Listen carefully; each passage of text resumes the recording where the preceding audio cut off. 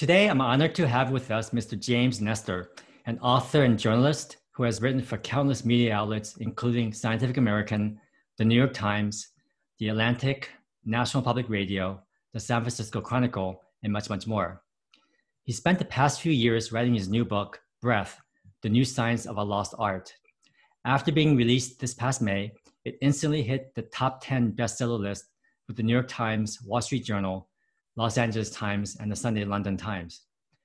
I just finished reading this book, and I have to say that it was not only very well written, but he has a gift for explaining very difficult scientific concepts across many different disciplines and making it easy to understand, while simultaneously weaving in and out with his personal vignettes.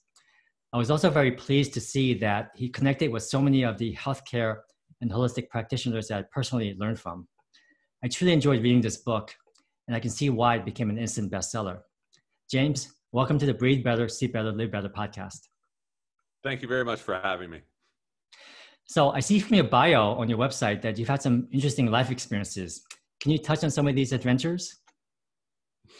Yeah, as a science journalist, adventure journalist, I'm able to go all over the world and write about interesting people doing interesting things. And that's the real privilege of my line of work. So I've surfed in Norway, trying to find waves up above the Arctic Circle. And then for the past several years, I've focused more on the potential of the human body, specifically all of these things that we weren't supposed to be able to do that we can indeed do, and that are redefining just how amazing this thing is.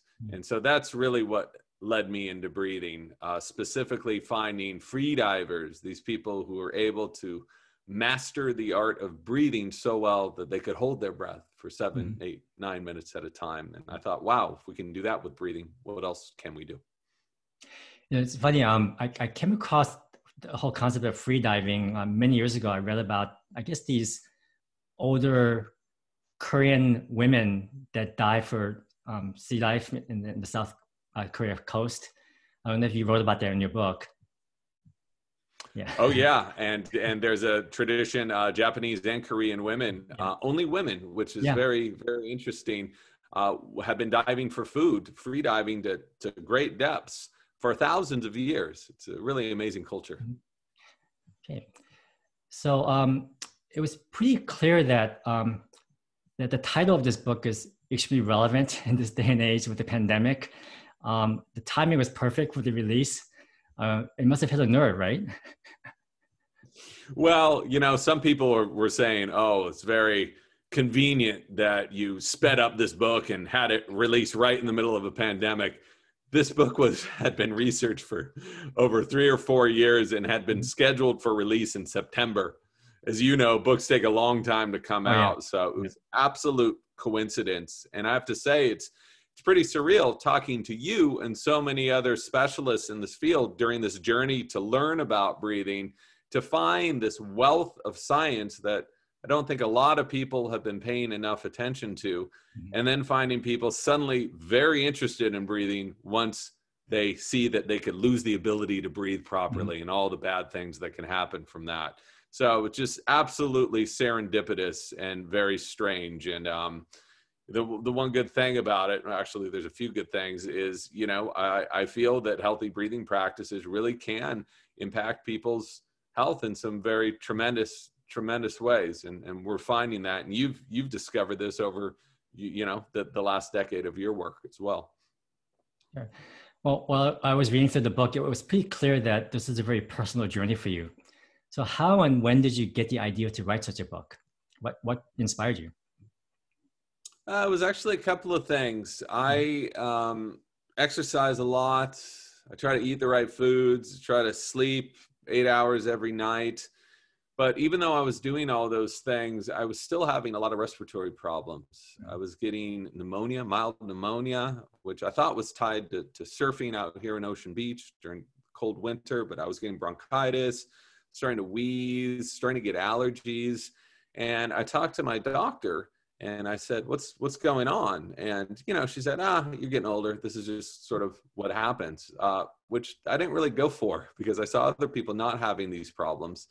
And I wanted to understand this more thoroughly. But she suggested I go to a breathing class which is something I hadn't done before. But in San Francisco here, there's tons of these things. And I picked one at random, went to it, and had an absolutely bizarre experience where I was just sitting in this room. My legs were crossed, just breathing in this rhythmic pattern. And I just started sweating, not like sweating, just jogging around a track, but just my hair was sopping wet.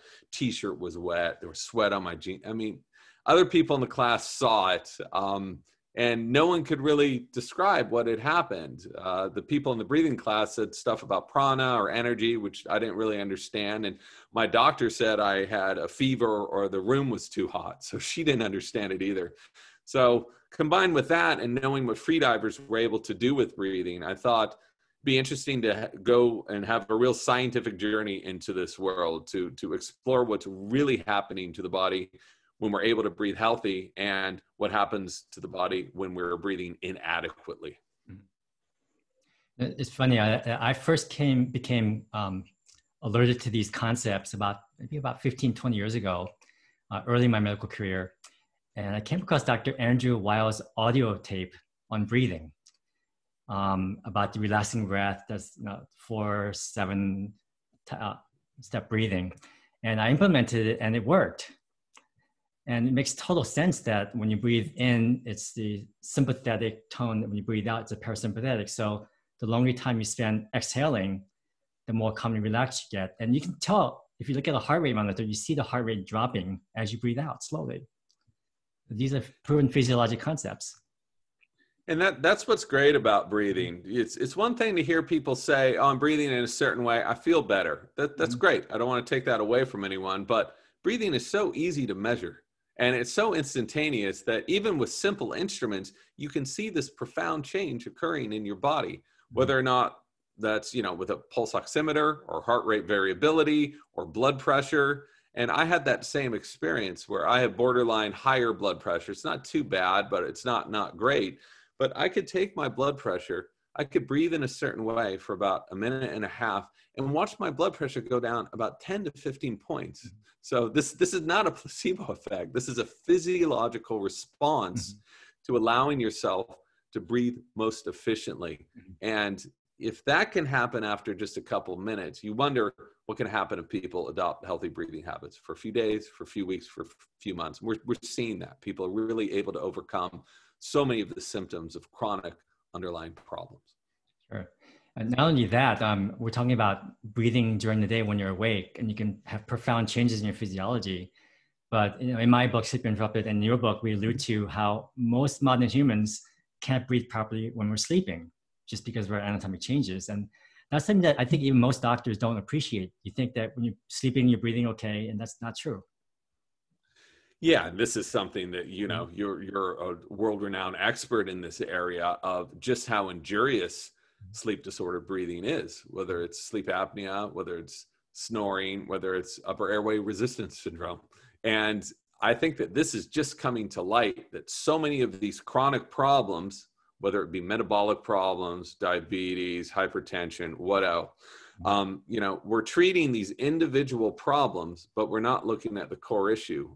And so much of this core issue that I've found in my research is tied to breathing. And I put sleep apnea and snoring under the umbrella of breathing. That's what it is. So much of sleep and quality of sleep is attached to the quality of your breathing while you're sleeping. And 80% of people with moderate to severe sleep apnea aren't diagnosed. It's just like, it's absolutely bizarre to me. And that some of these people then take sleeping pills and tranquilizers, which makes their breathing worse. So at least from what I've seen in this world as an objective journalist, it really seems to be like there's some big awareness coming out in this field right now, and people are starting to get this in a little better of control, and it's about time. So one of the most common complaints along those lines is that I hear from my patients and online audience, when they mention this to their doctors, that they may have upper airway resistance syndrome or sleep apnea, that doctors just give them a blank stare, or they don't take them seriously because these people are relatively thin or younger. Have you ever come across these issues with yourself or your colleagues or friends? Absolutely. Mhm. So I have one friend who really fit guy, eats really well, terrible sleep apnea, and Mhm. he's the last person you would expect. You know, he swims from Alcatraz to the bay without a wetsuit, like really fit dude. He's had 2 or 3 sleep studies. They're all saying the same things. Nothing's working. He doesn't want to use a CPAP. He's a little stubborn. So, and I've also talked to Dr. Michael Gelb, who deals with these people every single day. Thin, successful, fit people. Their health is just going to crap because their sleep is so disordered because they can't breathe. And you know, it's not shocking. The body can compensate for a while to keep it running, to keep you from dying, but that doesn't mean you're going to be healthy. It's eventually going to break down. We're seeing this all over the place. Mhm. You're absolutely right. I see this happening quite often in very healthy people, fit, exercise fanatics. For example, many years ago, I had a close friend who was a professional bodybuilder, natural fit pro bodybuilder. And she said that every time she would go to these competitions, she would have to stay with a roommate. And not 100% of the time, they snore like crazy. The And I think there's same studies showing thing, this, yeah, high rate of sleep apnea in bodybuilders, weightlifters. which is why they die. You see someone all oiled up, super muscular on Venice Beach working out. You say, this guy is the pinnacle of health. Mhm. But then so many of these people die in their 40s and 50s from Mhm. heart problems because they haven't been able to breathe properly, which is one reason. It's once I discovered your work and the work by Mike Mew and looking into posture and breathing, is you see these muscle men now in these competitions, and if you see their profile, almost all of them are like this, Mhm. because this is how they are opening their airways. If they put their chins back and straighten they can't breathe. So they've adopted this posture, which is to me absolutely bizarre, that our bodies, we've had to change the physical posture and Mhm. structure of our bodies to accommodate the lack of airway space in our mouths that are too small. Well, maybe they become exercise fanatics and become very good at what they do because to basically compensate for the fact that they have low energy, they can't sleep well. So they have to just exercise intensively and become very good at it. Yeah, it could be. I think there's probably many reasons, but what we do know is their lack of healthy sleeping and their inability to take effortless breaths in and out wears their body down. And again, it's so ironic to see an ultra marathoner, a swimmer, some crazy fitness muscle man. These people should be the healthiest people on the planet, and they just aren't. So there's a difference between, you know, fitness and athleticism and health. And I never had considered those two things Mhm. as separate buckets, but they really are. So it's changing course a little bit, going back to your book. How did you ever end up volunteering for the Stanford experiment? That was a very grueling, rigorous uh, session. Yeah, the I had been talking with the chief of rhinology research at Stanford. I'm in San Francisco, so I'm so happy to have Stanford so close by. Incredible medical library, incredible research institution. I've been talking with him, Dr. Jayakar Nayak, for months. We go and have these long lunches. I'd ask him about the nose. He's a big nose guy. He releases like, you know, 20 scientific studies a year. This guy is just a machine. And he kept telling me about all of the problems associated with mouth breathing. There's no real controversy about this. Everyone in his community knew this, but they just didn't know some of the chronic problems that occur from mouth breathing after a while, metabolic issues, hypertension. We know that these things mouth breathing can exacerbate some of these issues after maybe months or years or decades, but nobody knew really how soon that damage from mouth breathing came on. So we developed an experiment, and this was not intended to be some sort of crazy stunt. We were lulling ourselves into the position of someone who's a chronic mouth breather, which 25 to 50% of the population is. That's on the higher end, but it's a huge chunk of the population. So the study was to only breathe through our mouth for 10 days, which meant silicone up the nose, tape over the nose. And then for the other 10 days, to breathe through our noses as much as possible. We sleep tape at night, sleep tape, even mouth tape during the day. And the difference was so dramatic within the first few hours, even that night, I went from snoring maybe 3 or 4 minutes a night to snoring an hour and a half by just breathing through my mouth. And within 3 to 4 days, I was snoring 4 hours, and I got sleep apnea. The other subject in the study had the exact same thing happen to him.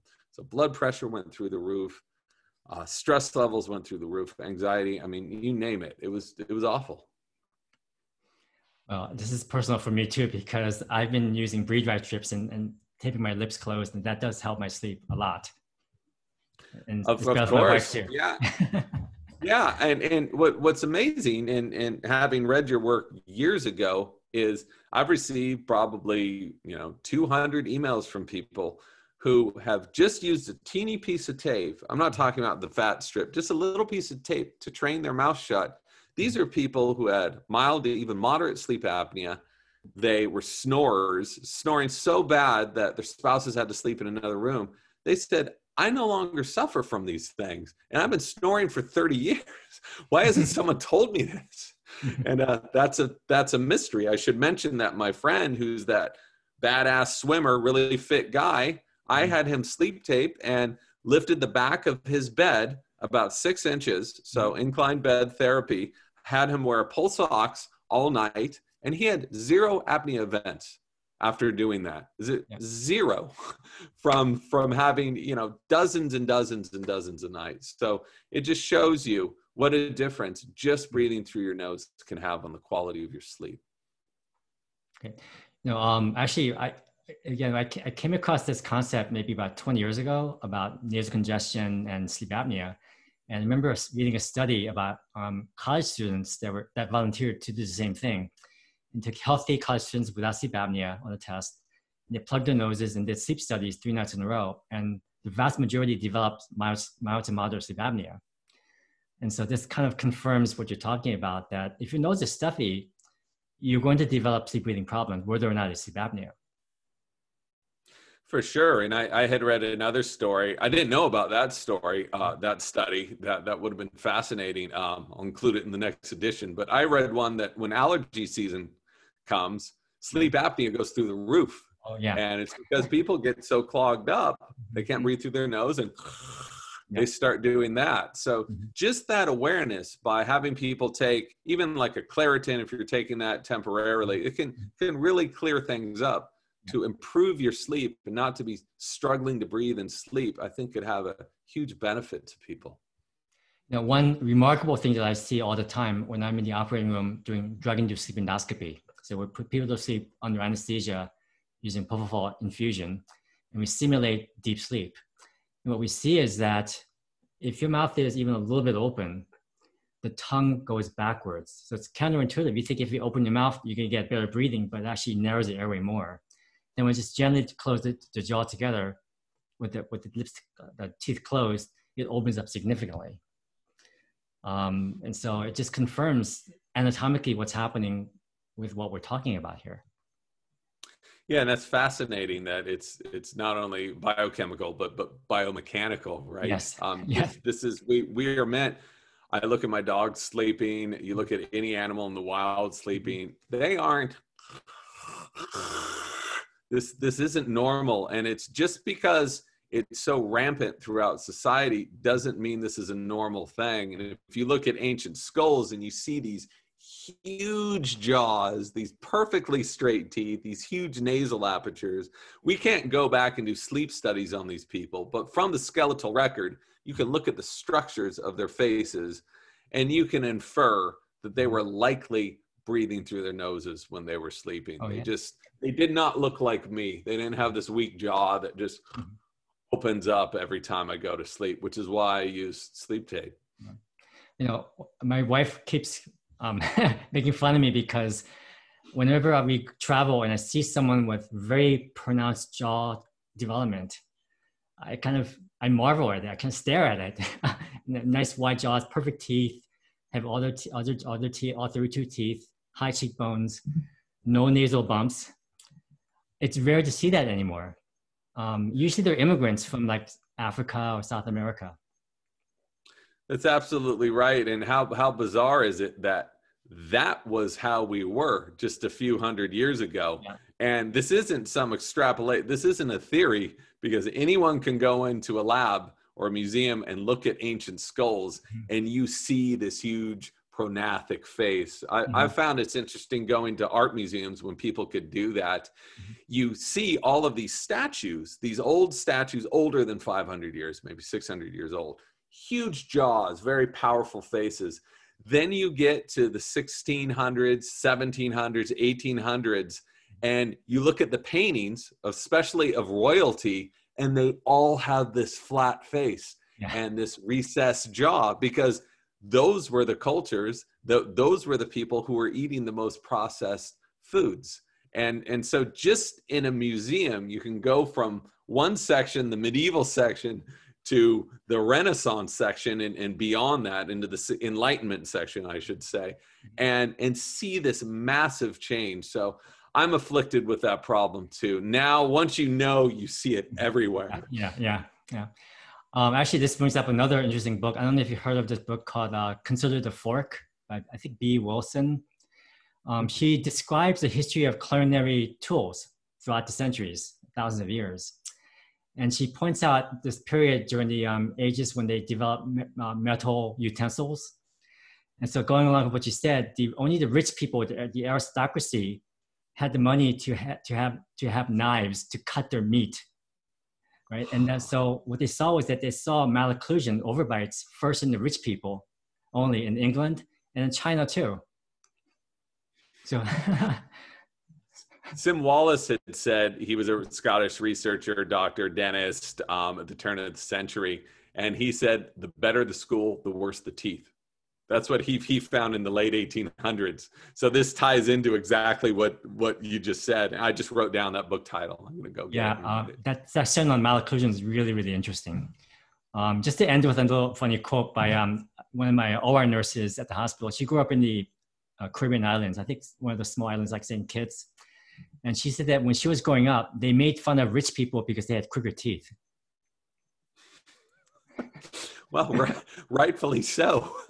I mean, if nature has made us to have straight teeth, and if we've managed to screw that up with crappy soft food, then, it's our fault. I think that the thing is, back then, and even now to a certain extent, people just didn't know. If I had known this, if my parents had known this, I wouldn't have eaten all the stuff I ate in the 70s and 80s, Velveeta and chocolate bars and white bread. Like, no way.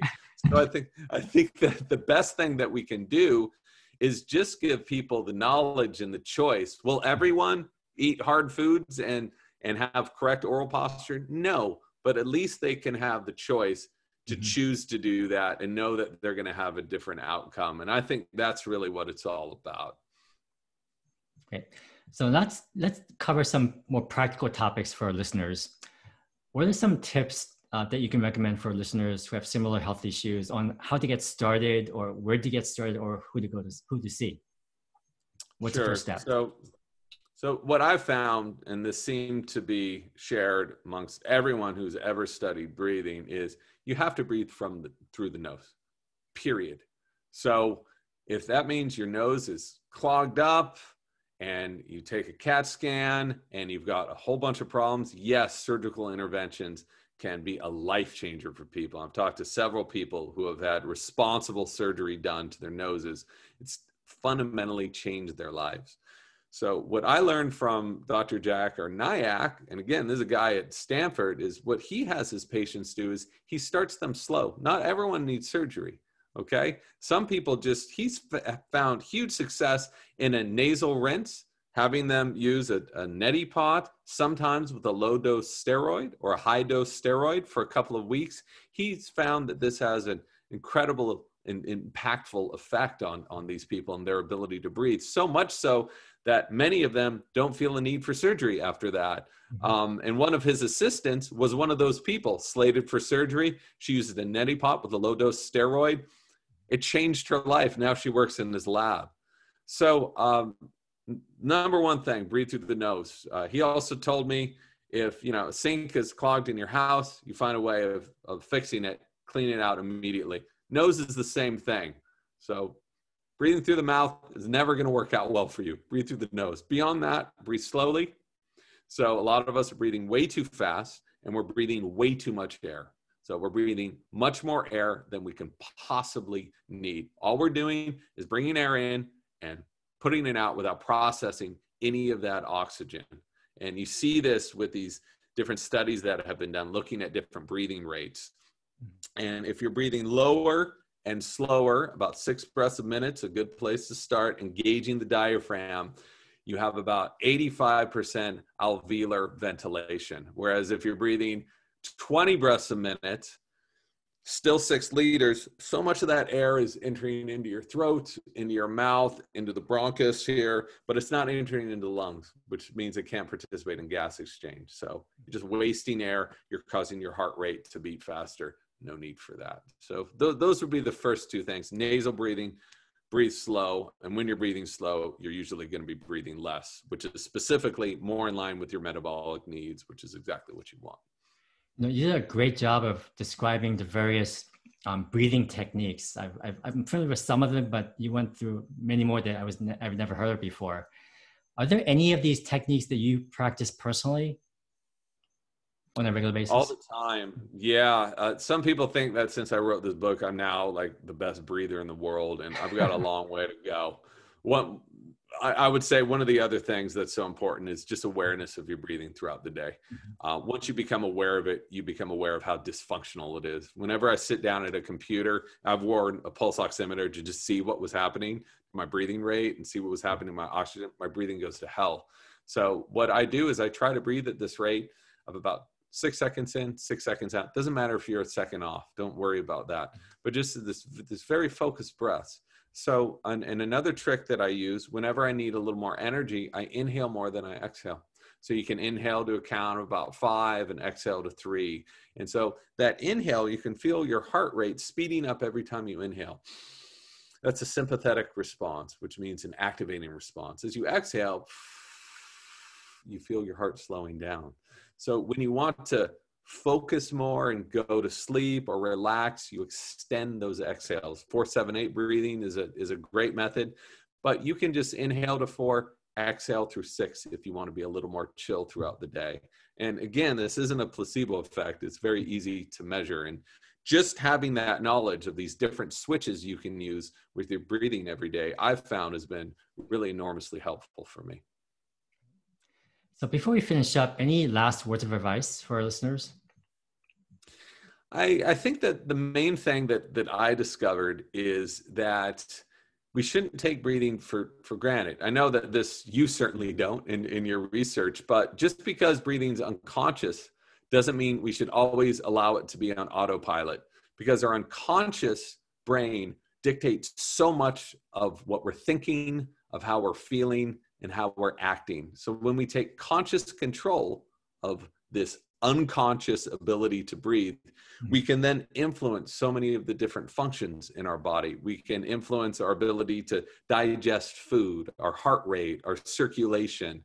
And once you learn this, you can really reclaim so many of these different systems that for so many of us have been going off track because we've been chronically stressed for so long. But breathing, I've found, is the quickest and most effective way to get ourselves back in our body and help take control of our health. Those are great, wise words for anyone who wants to take control of their own health.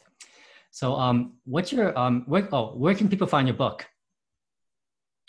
Sure. The book is available wherever books are sold, which I guess means online to nowadays. But it's available on Amazon and all that. My website, mrjamesnestor.com, has the full bibliography. It has x-rays for stuff. If you really don't believe some of these claims, you can look at the x-rays, all the stuff. I think there's 500 studies up there. There are also breathing practices administered by doctors at Columbia, Johns Hopkins, and so on and so forth that have been widely studied and can really benefit people.